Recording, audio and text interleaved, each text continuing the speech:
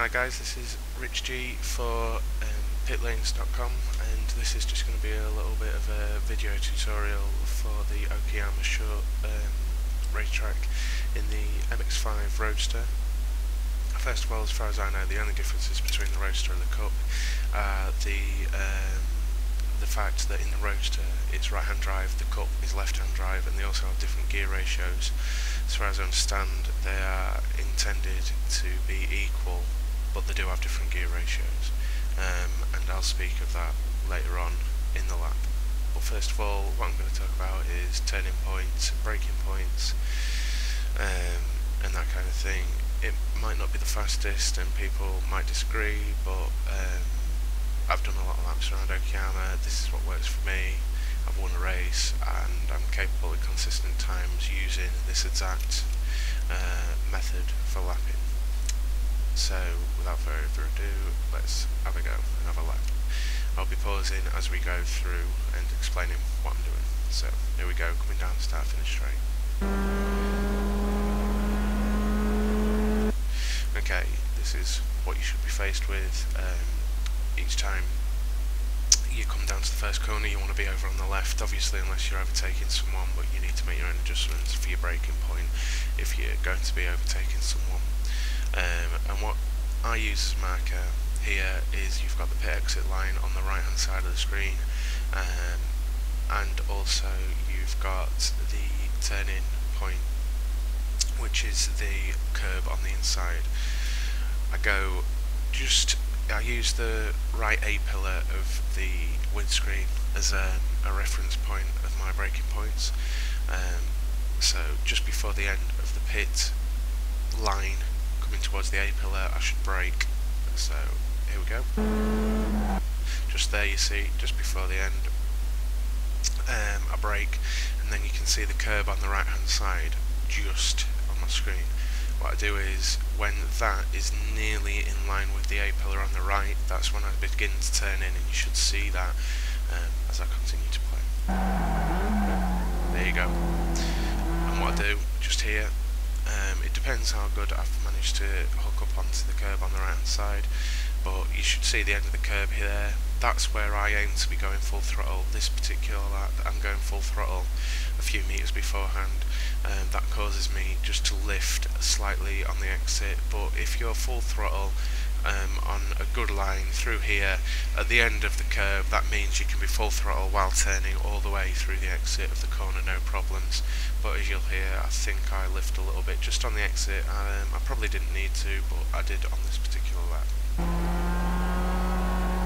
Yeah, just there, just a little hesitation. This is one of the trickiest complexes on the Okayama circuit. You've got double apex, right hand turn, it's straight into a left hand turn. What I found here, the difference between the Roadster and the Cup car, is the Cup cars seem to be able, with their gear ratios, to take this a little bit better. I have lost maybe 3/10 through this section, but don't worry too much because you can gain that later in the lap. I think it's because of the gearing. I could be wrong, please correct me if you think I am.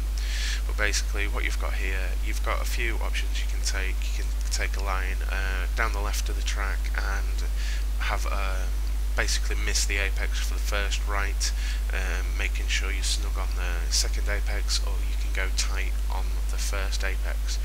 I tend to go tight. I used to take a wide line, but I actually feel that it's slower, and the guy behind you doesn't tend to know what you're going to do. So here you go.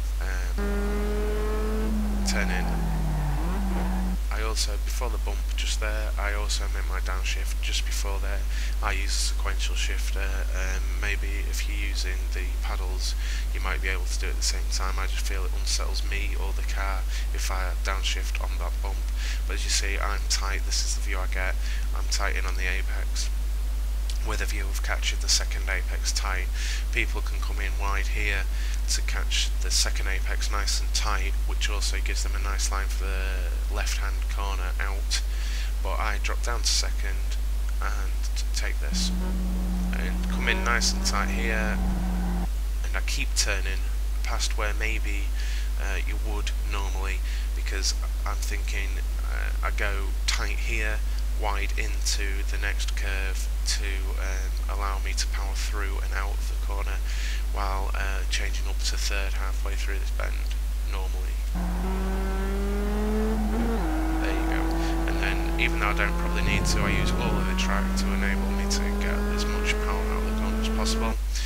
And then onto this corner I brake just after the 50 board, and then on the left hand side of the screen I wait until the curb is almost in line with the left hand side of my screen, and that's my turning point. That allows me to take a late apex and power out of the corner. Turn in, power. I got on a bit early there. Now this is also a position on the track that not many people use.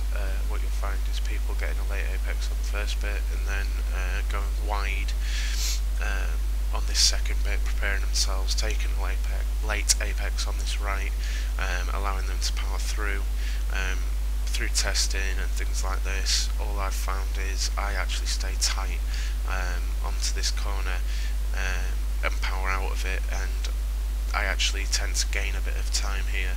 I'm not really sure. I used to go wide into this corner, but I've been far more consistent going tight. So here you go. Go tight in, keep the curb in view, and there we go. Same as the first corner, you see the curb there on the right hand side ending. When I see that, that's generally my marker to get the power down. Do be careful though, because if you just floor it, sometimes the back end can step out, and obviously that can cause a spin. If that happens, either lift or just dab the brakes, and that should keep the back end in check. If not, then you're probably going to do a spin. Straighten out, use all the track, get the power down. Right, here's a tricky corner. On the right here, I've probably paused it a little early, but I found this corner really tricky because guys were pulling away from me in the beginning, and I didn't really know why. You're going over a little rise into this right hand corner.